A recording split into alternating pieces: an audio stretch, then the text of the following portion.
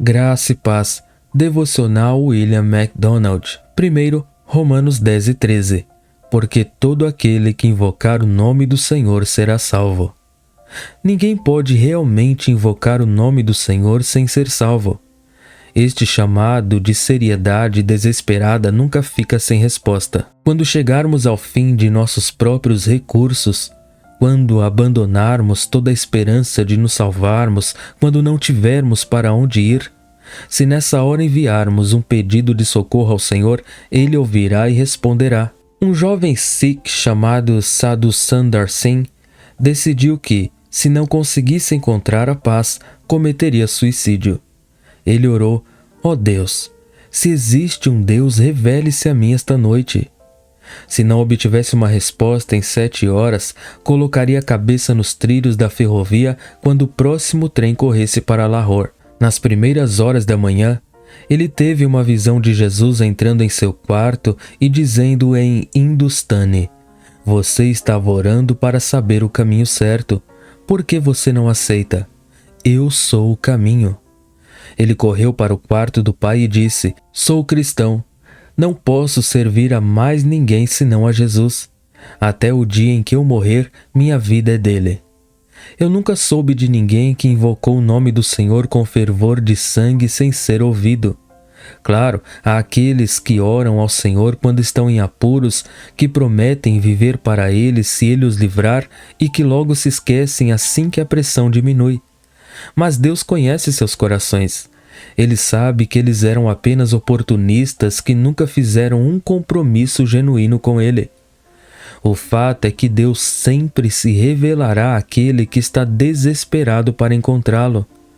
Em países onde a Bíblia não está prontamente disponível, Ele pode fazer isso em uma visão. Em outro lugar, Ele pode fazê-lo por meio de uma porção das Escrituras, por meio de testemunho pessoal, por meio de literatura cristã ou por meio da miraculosa convergência de circunstâncias. Portanto, em um sentido real, é verdade que aquele que busca a Deus já o encontrou, com certeza.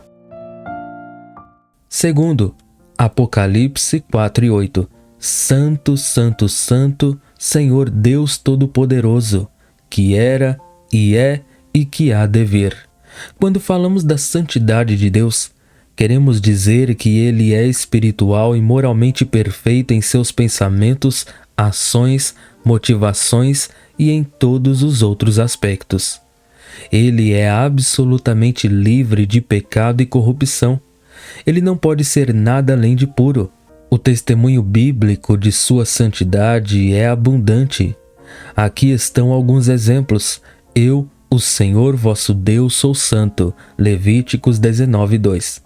Não há santo como o Senhor. 1 Samuel 2:2.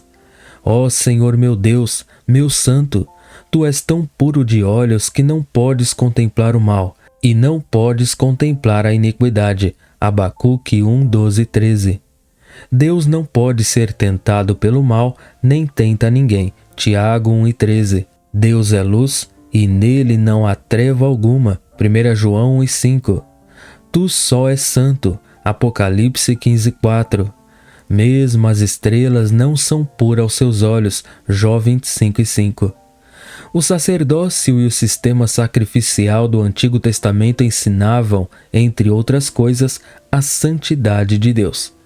Eles ensinaram que o pecado trouxe distância entre Deus e o homem, que deve haver um intermediário para preencher a lacuna e que um Deus santo pode ser alcançado apenas com base no sangue de uma vítima sacrificial. A santidade de Deus também foi demonstrada de forma única na cruz. Quando ele olhou para baixo e viu seu filho carregando nossos pecados, Deus abandonou seu bem-amado por aquelas 3 terríveis horas de escuridão. A aplicação de tudo isso para nós é clara.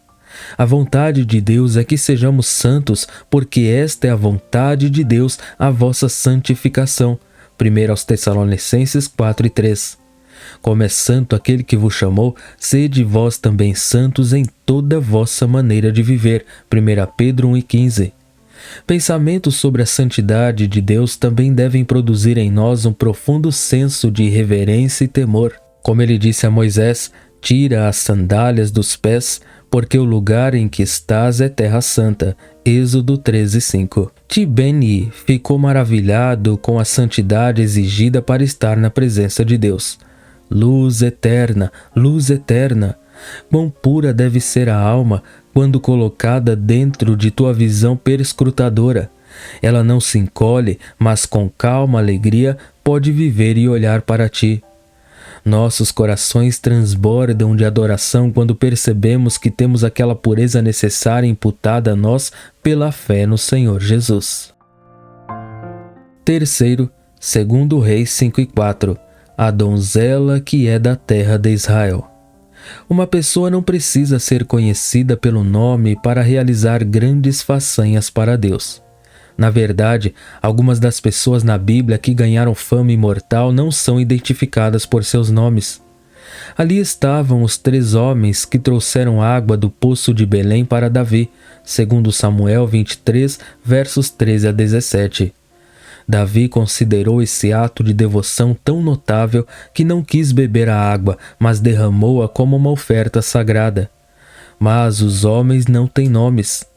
Não sabemos o nome da grande mulher de Sunem, segundo Reis 4, 8 a 17, mas ela sempre será lembrada por construir uma câmara profética para Eliseu. Foi uma criada judia anônima, cujo conselho enviou Naamã a Eliseu para ser curado da lepra, segundo Reis 5, 3 a 14. Deus sabe o nome dela, e isso é tudo que importa. Quem era a mulher que ungiu a cabeça de Jesus? Mateus 26, 6 a 13. Mateus não dá seu nome, mas sua fama é anunciada nas palavras de nosso Senhor. Em verdade vos digo que, onde quer que este evangelho seja pregado em todo o mundo, também será contado o que esta mulher fez para a memória dela. Verso 13. A pobre viúva que lançou suas 2 moedas no tesouro é outra das desconhecidas de Deus. Lucas 21:2. Ela ilustra a verdade de que é maravilhoso quanto você pode fazer por Deus se não se importa com quem recebe o crédito. Então, é claro, houve o rapaz que deu seus 5 pães e 2 peixes ao Senhor e os viu multiplicados para alimentar 5.000 homens, além de mulheres e crianças. João 6:9. Não sabemos o nome dele, mas o que ele fez nunca será esquecido. Uma ilustração final. Paulo enviou 2 irmãos a Corinto com Tito em conexão com uma coleta para os santos pobres em Jerusalém. Ele não dá seus nomes, mas os elogia como mensageiros das igrejas e da glória de Cristo, segundo aos Coríntios 8:23. Enquanto Gray olhava para as lápides de pessoas obscuras em um cemitério rural, ele escreveu: muitas flores nascem para corar sem serem vistas e desperdiçar sua doçura no ar do deserto. Com Deus, porém, nada é desperdiçado. Ele conhece os nomes de todos aqueles que o servem anonimamente e recompensará de uma maneira que seja digna de si mesmo. Quarto, Gálatas 5:23. O fruto do Espírito é mansidão. Quando pensamos em mansidão, tendemos a pensar em Caspar Milquetoast, o personagem de história em quadrinhos que era a personificação da timidez e da fraqueza. Mas esse fruto do Espírito é algo muito diferente. Vem do poder sobrenatural, não da fraqueza. Refere-se antes de tudo à submissão amorosa do crente a todos os tratamentos de Deus em sua vida. O homem manso se curva à vontade de Deus sem rebelião, questionamento ou reclamação. Ele avalia que Deus é sábio demais para errar e amoroso demais para ser cruel. Percebendo que não há chance ou acidente, ele acredita que Deus está trabalhando tudo para o bem de sua vida. A mansidão também inclui o relacionamento do crente com os outros. Aqui ele é modesto, não autoafirmativo. É humilde, não arrogante. O homem manso é aquele que pratica o quebrantamento. Quando ele diz ou faz algo errado, ele vence o orgulho dizendo: sinto muito, por favor me perdoe. Ele prefere perder a face do que o autorrespeito.